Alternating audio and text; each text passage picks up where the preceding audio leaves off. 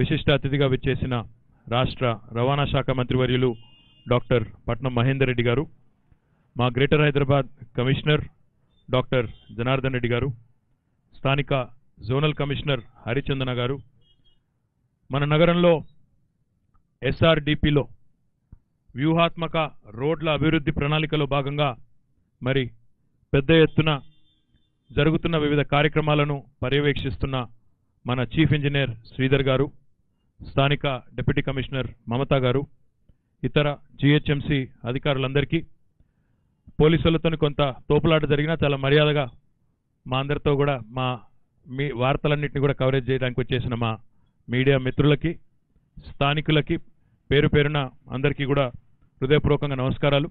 ముఖ్యంగా ఈ ప్రాంత ప్రజలకి హృదయపూర్వకంగా శుభాకాంక్షలు. శేర్లింగంపల్లి నియోజకవర్గంలో ట్రాఫిక్ రోజు రోజుకి పెరిగిపోతా ఉన్న విషయం అందరికీ కూడా తెలిసిందే. ఎందుకంటే మొత్తం హైదరాబాద్ నగరాభివృద్ధిలో శేర్లింగంపల్లిలో జరుగుతున్న అభివృద్ధిని చూసినట్టయితే, శేర్లింగంపల్లి వైపు జరుగుతున్న నగర విస్తరణ చూసినట్టయితే, బహుశా హైదరాబాద్లో ఏ ప్రాంతంలో కూడా ఇంత పెద్ద ఎత్తున విస్తరణ కార్యక్రమాలు కానీ, ఇంత పెద్ద ఎత్తున మరి ప్రజలు కొత్తగా వచ్చి ఇక్కడ నివాసం ఏర్పాటు చేసుకోవడం కానీ, ఇంత పెద్ద ఎత్తున పట్టణీకరణ జరుగుతున్న ప్రాంతం బహుశా హైదరాబాద్లో ఏది కూడా లేకపోవచ్చు.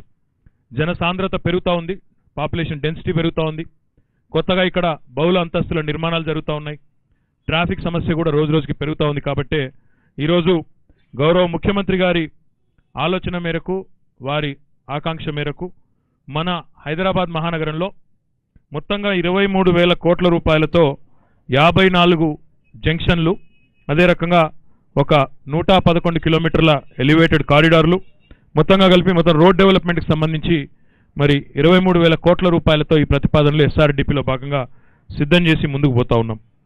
అందులో ఆ 23,000 కోట్ల రూపాయల్లో మొత్తం వివరాలు చెప్తాను. ప్రస్తుతం 3,000 కోట్ల వర్క్స్ వివిధ ప్రాంతాల్లో జరుగుతూ ఉన్నాయి, కొన్ని పూర్తయినాయి, కొన్ని జరుగుతూ ఉన్నాయి.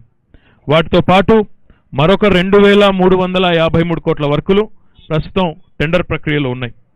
దీంతో పాటు మరొక దాదాపుగా 3,000 కోట్ల వరకు, 3,000 కాదు, మన 2,686 కోట్లు మరి అది ఇంకొక శాంక్షన్లో కూడా, శాంక్షన్ ప్రక్రియ వాటికి కూడా కొనసాగుతూ ఉంది. అల్టిమేట్గా చూసినట్టయితే మన నగరంలో పెరుగుతున్న ట్రాఫిక్ కానీ, పెరుగుతున్న జనాభా కానీ, దీనికి తగ్గ విధంగా మౌలిక వసతులు కనుక మనం ఏర్పాటు చేసుకోకపోతే మరి పూర్తి స్థాయిలో ఇక్కడి నగరంలో ఉండే జీవన ప్రమాణాలు పడిపోయే పరిస్థితి ఉంది. కాబట్టి మనం ఒకవైపు రహదారుల విస్తరణని, ఇంకోవైపు ఈ ఫ్లైఓవర్ల నిర్మాణం కానీ, అండర్ పాస్ల నిర్మాణం కానీ, ప్రజా రవాణా వ్యవస్థను మెరుగుపరిచే దిశగా ఇటు ఆర్టీసీ కానీ, అటు మెట్రో కానీ, ఎంఎంటీఎస్ కానీ బలోపేతం చేసుకునే ప్రయత్నం చేస్తూ ఉన్నాం. అందులో భాగంగా మీరు చూసినట్టయితే గౌరవ మంత్రి గారు చెప్పినట్టు హైదరాబాద్ మహానగరంలో ప్రజా రవాణా నిజంగా ఈరోజు మనం ఆశించిన స్థాయిలో లేదు.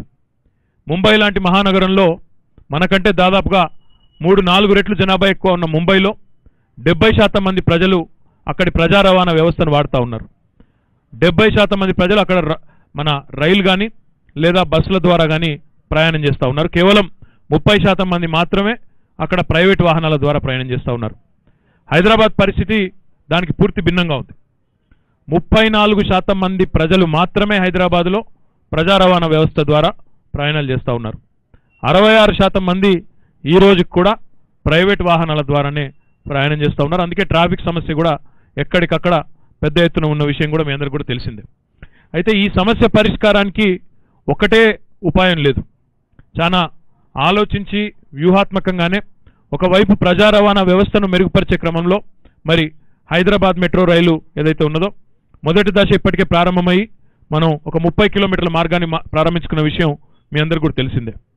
రెండవ దశ అమీర్పేట నుంచి మనకి ఎల్బీ నగర్ దాకా ఒక 16 కిలోమీటర్ల మార్గాన్ని వచ్చే నెలలో ప్రారంభించబోతా ఉన్నాం. గౌరవ ముఖ్యమంత్రి గారి సమయం తీసుకొని వెంటనే సాధ్యమైనంత వేగంగా ఆగస్టులోనే ప్రారంభించే ప్రయత్నంలో ఉన్నాం.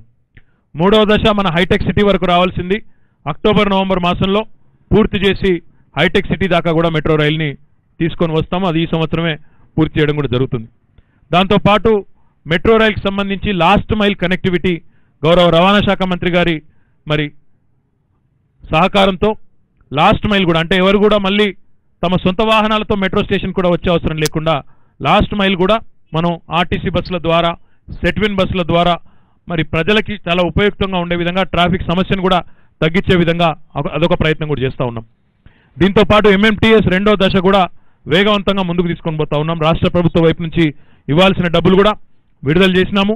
ఎంఎంటీఎస్ రెండో దశను కూడా ముందుకు తీసుకొని పోతా ఉన్నాం. ప్రస్తుతం మన మెట్రోలో ప్రతిరోజు 80,000 నుంచి 85,000 మంది ప్రయాణం చేస్తూ ఉన్నారు. అల్టిమేట్గా మెట్రో అన్ని రకాలుగా పూర్తయిన తర్వాత మన లక్ష్యం ఏమంటే హైదరాబాద్లో 12 నుంచి 14 లక్షల మంది మెట్రో ద్వారా ప్రతిరోజు ప్రయాణం చేయాలనే లక్ష్యంతో ముందుకు పోతా ఉన్నాం.